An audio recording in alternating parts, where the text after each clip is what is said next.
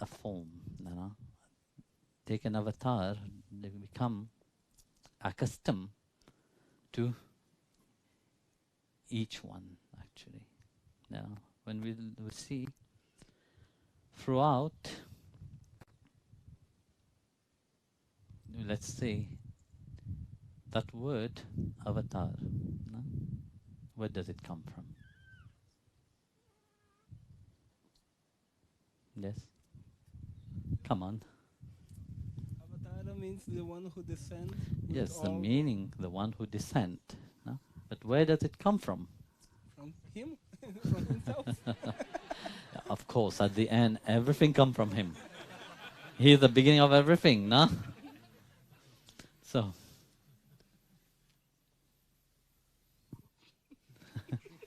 it is right that it comes from him. Actually, the word avatar, it is from the Veda itself.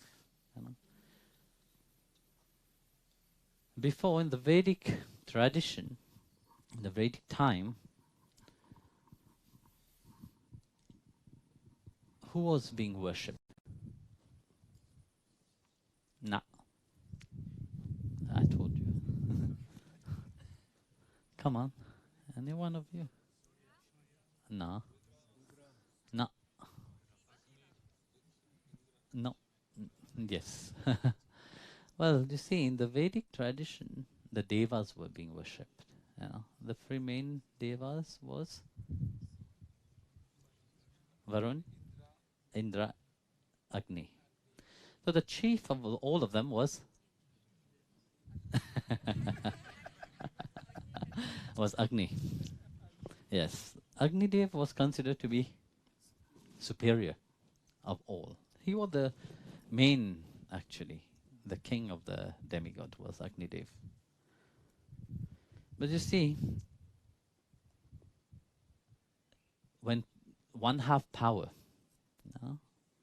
what happened? Corruption start to happen in the mind. The mind get corrupt. Pride, arrogance start to awake. And you think that you are the center of the whole universe. Beyond you, there's nobody else. God loved me alone.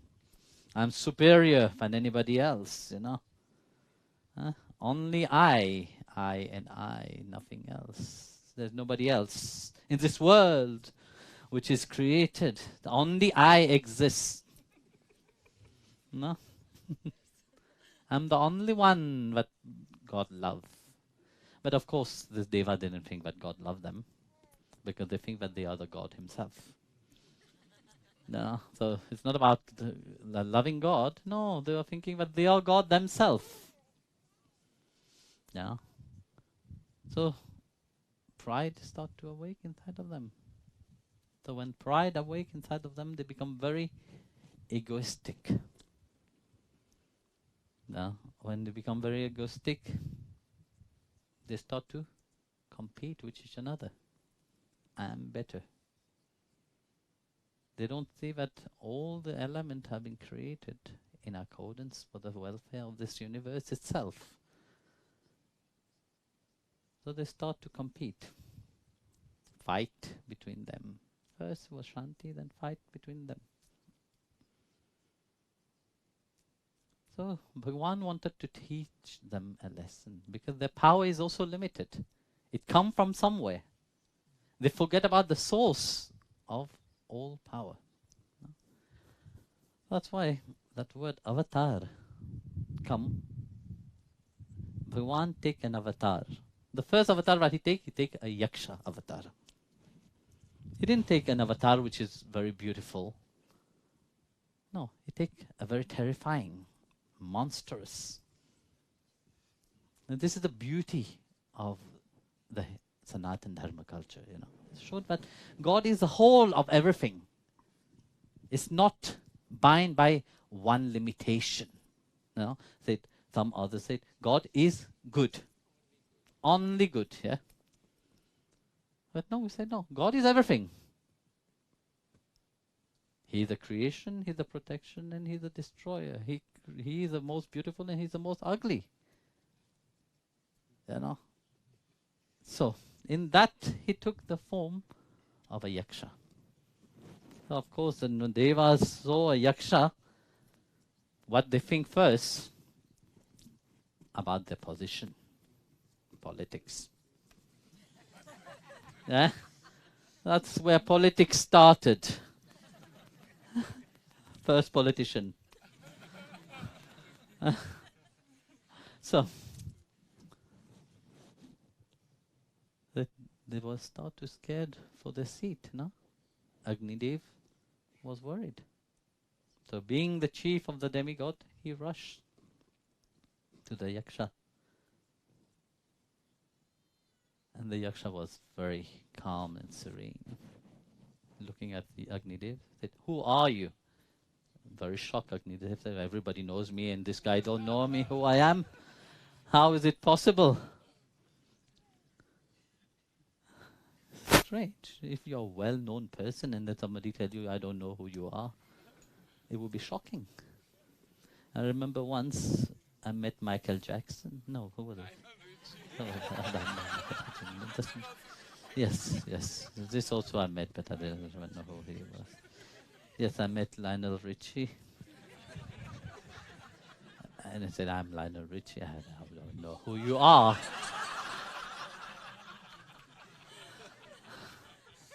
"You are not the line of my interest, so I don't know who you are." I said, "Okay, come tomorrow."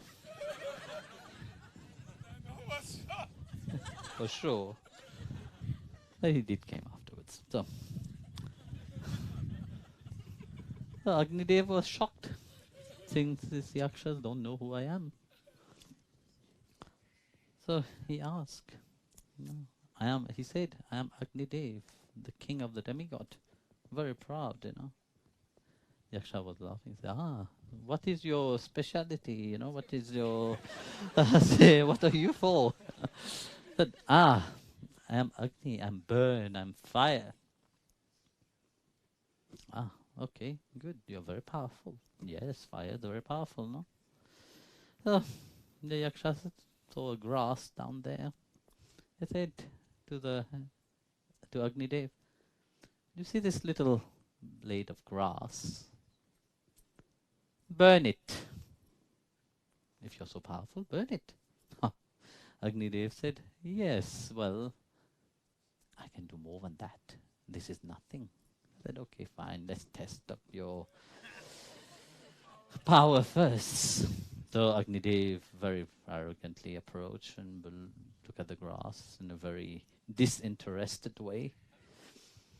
And he blew fire from his mouth. Nothing happened. The grass stay green and beautiful, even ever joyful, get some heat upon itself. So nothing happened. Again, he blew, nothing happened. So he was shocked. He went back. Said, "Okay, let's send Varun, assistants." So maybe fire have not, water will. Then Varun. Varun went. Again, Varun appeared in front of the yakshas and said, "Who are you?" Said, "I'm Varun." Okay, Agni first, Varun now. "Who are you, Varun?" Said, "I'm the water element." Very proud. "So what can you do?" "I can drown everything." Washes everything. Mountain, trees, and everything can be washed. So again, from his mouth, he blew water out. Nothing happened to that little blade of grass. Again, he went back to Agni, said, "No possible." So Indra went. Indra was a little bit clever. So he went. So he analyzed first. Look at the Yaksha. Yaksha was not worried about them. These powerful demigods, everybody, when they see them, they get scared. And this Yaksha is not. That means he's superior. He must be much more powerful. So Indra, in his mind, he said, "Who are you?" He just thought about it. who are you? Why Agni didn't, could not defeat you? Why Varun could not defeat you? You must be the Supreme Lord himself, the one which gave us all our power. So Bhagwan, knowing that, he disappeared.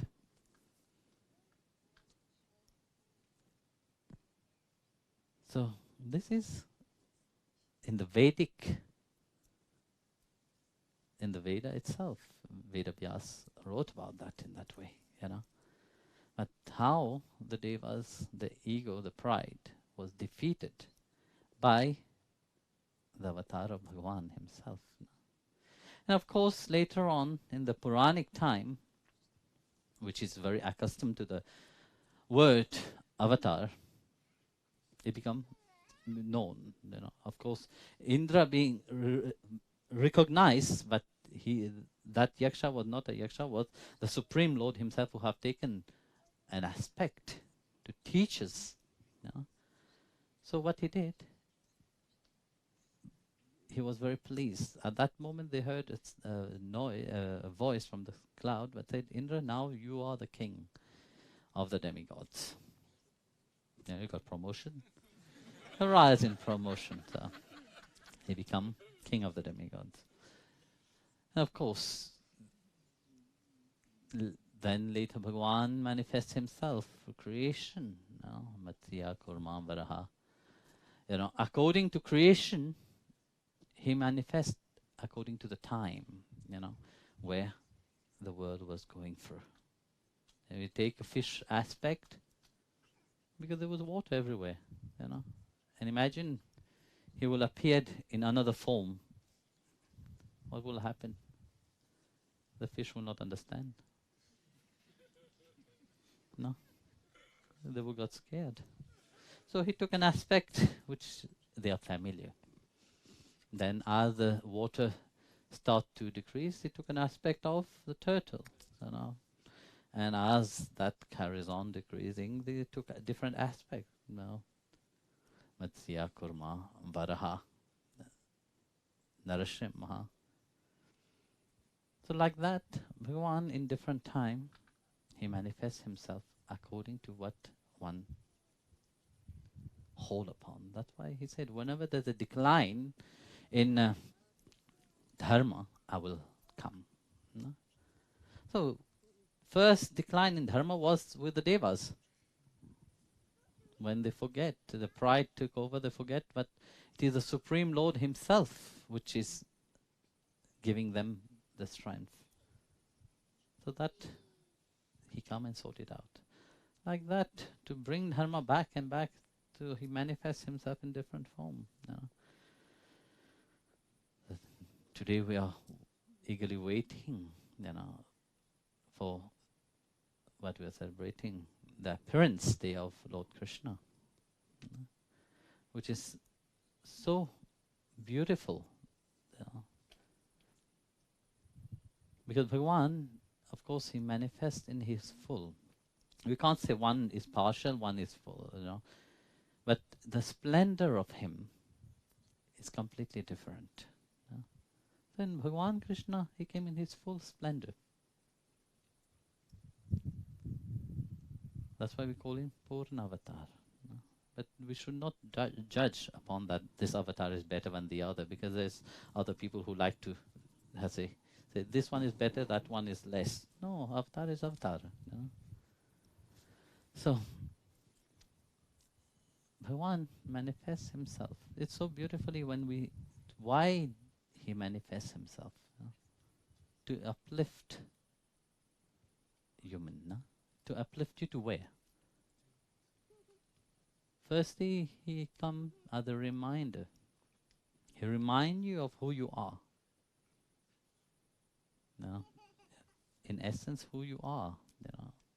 Because we are so much attached to our mundane reality, but we forget our true purpose, our true aim. We forget about true self itself. We give more importance to the body, the mind, the intellect, the senses, no? So that what corrupt us.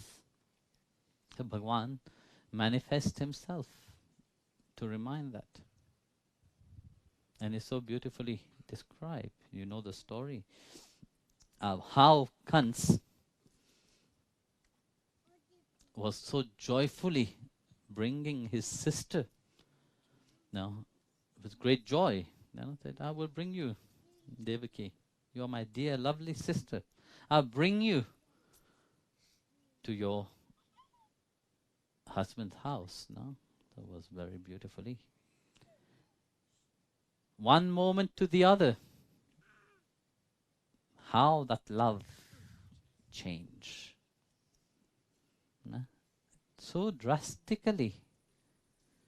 Something that amazed me, even till today I don't understand, how people change from loving to hating.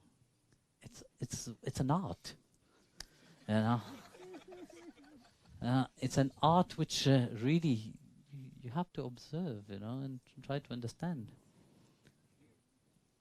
Because you see, this is very much, you see, in this world, you see that very often. Especially nowadays, you see that very often. How love changed to hate so quickly like that. They are Kamsas. So maybe they are devotees of Kamsas. Who knows? You know, there were all the demons he had as friends. They have also maybe incarnate. So Bhagavan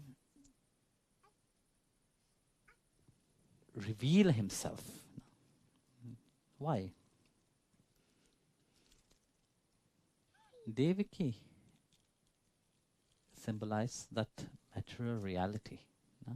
Symbolize also this physical reality itself, you know. And Vasudev represent that life force energy which we have inside of ourselves, you know. So when pride arises inside of the mind, it have to get rid of. No? We observe clearly, we see Kamsa, one moment he was on the chariot, the next moment he was out of the chariot. So when pride, which is born inside this body itself, awake, you lose that capacity of reasoning. Even if something makes sense for you, you will find it nonsense completely. Because you are blinded. You can't think. You know. Even if you have had wonderful experience, how quickly you can forget. You see Kamsa again. He forget everything so quickly. So like that, he brought his sister to the prison. Not only his sister, his brother-in-law also. And above all, his father. His father, even if he was an elderly man, he looked young. So he was thinking, when will I take the place, you know, his seat, you know. Best is to get rid of him. He put him in prison also. So like the Akashvani have said, that the eighth child will be born, you know, and that eighth child will kill you. If somebody tell you you will be killed by somebody, what will be your reaction? Not no, pacified, oh good. No, fear awake first, no? So when fear awake, you stop to think. So like that, Kansa also wasn't that same, being very powerful, but he could not reason. So first he said, okay, let's pacify it. You know, he said, eighth child, I shall wait for the eighth child. Narada came. Not in a bad way, in a good way. He came and he said, well, my dear, Akashvani have said that it will be the eighth child, but which one? How do you count number 8? Back, front, back, middle, sideways. 8 can be anywhere. So, to accelerate the descent of Bhagwan,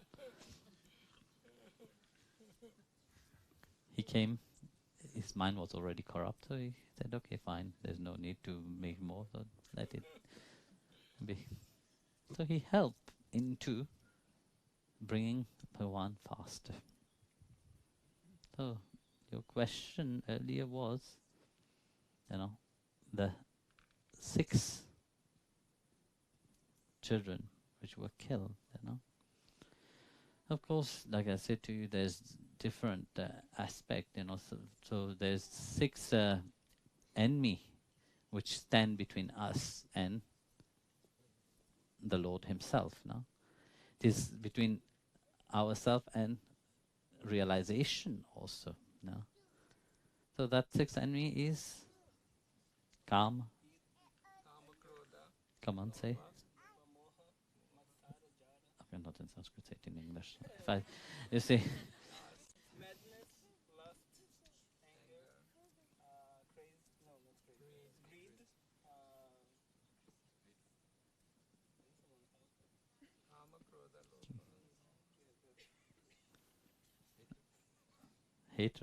hatred and anger is the same.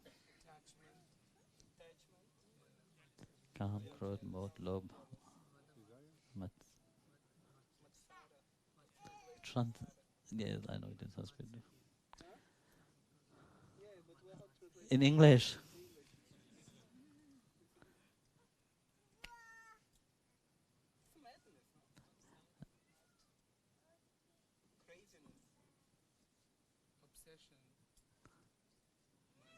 So,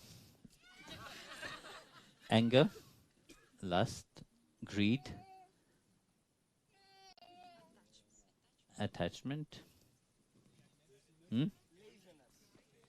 laziness, pride. So 6 things that step over have to be overcome. So the 6 who was died is the 6 inferior nature of yourself, So it's the 6 things that bind you to this world itself.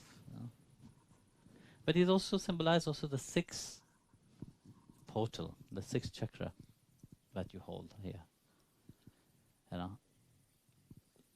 Awakening will never happen if you hold upon this energy point also. They are energy point, yes, but you have to transcend. You have the 7th, which is Balaram, and the 8th, which is Bhagwan himself. So 7 is Balaram, which symbolizes Balaram is the 7th chakra, but then Bhagwan is above that, which means even if your enlightenment happen by any chance through your sadhana or whatever, you reach to the point of self-realization. That doesn't mean that they will guarantee you God realization. You may rise to self-realization, but doesn't mean that Bhagwan will reveal himself. And this is the thing that many people don't understand. They think that it is the same thing. No, it's not. Self-realization is still very low.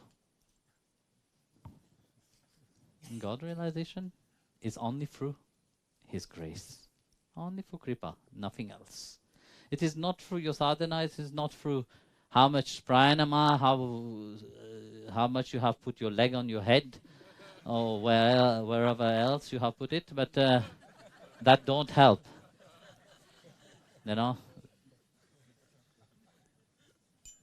What helps you is bhakti.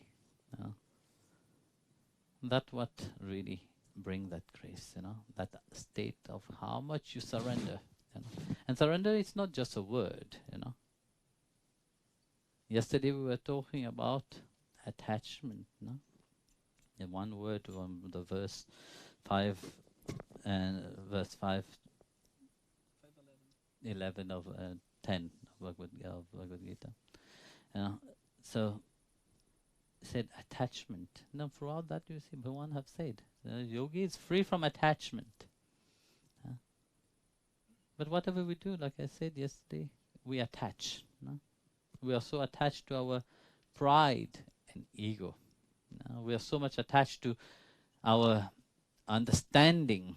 We are so much attached to our reasoning. We are so much attached to our learning. No? We are attached to everything. And here Bhagavan is saying that what you have to detach. That attachment you hold upon, you know. Because what happened when you start attaching, the mind built a certain clinging to. It can't let go. That's why taming of the mind is very important. Very important. Just like you tame a horse. No? You see, everybody love horses. Yes or no? Not me, but you like. I'm allergic to horses, so I don't go near them. They are beautiful. They are away. So, a horse is beautiful. You feed the horse nicely. Just like the mind, you have to feed the mind with the right thing. You know, if you feed the mind with rubbish, nothing good can come out of it. So what you feed your mind is very important. But time to time, as much as you feed the horse, from time to time you have to whip the horse also. The mind is like that. If you don't tame the mind, it have to be tamed and run according to the master. So if you let the mind roam loosely, very difficult. And that's what the role, what the Guru does actually. The Guru knock the mind, you know. Sometimes, you see, imagine if the Guru doesn't knock the mind, what will happen? What does the Guru do? You know, imagine you're sleeping, sound, somebody knock at the door. That person become your enemy at that moment. Huh? As much as you can love the person, the first thought that will come out, what the hell is that person? Who is coming to disturb me? Huh? Yes or no? Huh? So the knock. So the Guru sometimes have to take a hammer to knock that door out, you know. So the knocking happened differently. So imagine you're soundly sleeping and you hear a knock. Wake up. It depends also on how much you're sleeping. Some people sleep very soundly. And some people sleep very lightly, you know. So sometimes a small knock will wake the person up. And sometimes you need a bucket of cold water upon the person. That's what will awake the person. But the most important thing is that you have to awake. You can't stay into the slumber of the same state of sleep. And Bhagavan Krishna is the same, you see. He have come to knock the mind of people, because people are so accustomed to everything easy. No? Easy thing, nobody will change. No? You have to knock. And you have to take a hammer sometime to knock it. You know? So, you see?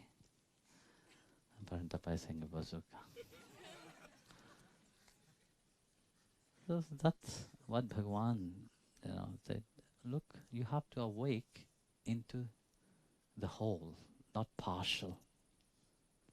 Because if you hold upon partiality, that's what you will gain. And everybody, vision is only partial. Even if they have knowledge about that infinite, they have knowledge about the whole, is they only words. Experience is important. I was talking with Swami Parantapa earlier. Yeah. He was saying, you see, when people come, what they have first. No, you talk now. Give him the mic, what we were talking. We talked a lot of things. Which one? Experience. Yes. So, You see, it's not just talking. It's about experiencing. Like now we have to go quickly because you have 5 minutes on the talk, Okay. because they have to start with the so we were play talking. there. We were talking. I was talking to Guruji, and we were talking about when the Bhagavad Gita became important. It's only a few years ago. And then, as I was looking back, I was saying to Guruji, it's really interesting that even before the Bhagavad Gita became important in Bhakti Marga, I recognized that he was giving the experience to different people, and I can speak for myself, that the emphasis wasn't on putting knowledge in my mind or telling me to learn this or read this or do this or You see, no. without experience, knowledge become Nothing. nothing. You have to have the experience, then you can have the knowledge of what you have experienced. Yeah. You know. Because you see, very often people have opposite. They want to have knowledge, then experience that knowledge. But everything that you have the knowledge about, then try to experience that, is a creation of the mind, which is limited. Then you will try to fashionably, that's where fanaticism come. That is where ungrounded people come, you know, because they have knowledge, yes, they hear, beautiful stories, you know, it's fancy for the mind, but the mind is already corrupt. But to stay only into the fanciness of the mind. That's why experience first and have the knowledge, then you can understand. Otherwise you will never understand. Very often I have seen people, what they do, they have knowledge first, then they want to have the experience. It will never happen. Because every experience will bind by the limitation of your knowledge. Because you will try to understand, even at the beginning of that experience, what am I experiencing right now? Then you're already corrupt. You can't experience the fullness. You can't experience the whole. And Bhagavan Krishna is that whole, that fullness of it. His life was not a boring life. He was very active from small. You know, you see itself, you know, how he was killing all the demon. No? Do you see this little thing can do that? I can't. You know. So, at the age of 7, Kamsa called him to come. Come, my dear nephew. I have heard you have lived. I want to see you. 7 years old only. This is when he did Ras also. So you see, Bhagavan, what he want, but you experience, he want to experience the fullness of your being. Fullness of that grace. That's why constantly he remind you. He give you experience of life, not to put you down, but to raise you. But what, when you see the experience, what you do? You drop dead. When you hear the experience, you drop dead. You don't want to advance. Then he said, fine. I am eternal. I can wait. You are also eternal. You can come. Take again and again. I have given you the chance to raise and to be free. You didn't take the chance. So, you see, Bhagavan is full, the whole. And that's what is his life about. And that's what he wants you also to realize. That you have to awake into the fullness of yourself. Now, fullness means not hanging upon that limitation of what you think you are. You're more than what you think you are. Even if you say you're Atma, you don't know yet what is Atma. Have the experience of that Atma. When you're chanting His name, when you're meditating upon His glory, when you are, you have given so many ways to attain Him. But discipline you have to put towards yourself. And you have to be sincere toward that. That He can't do for you. You have to do it yourself. So, Jai Gurudev, all of you, we have to go down.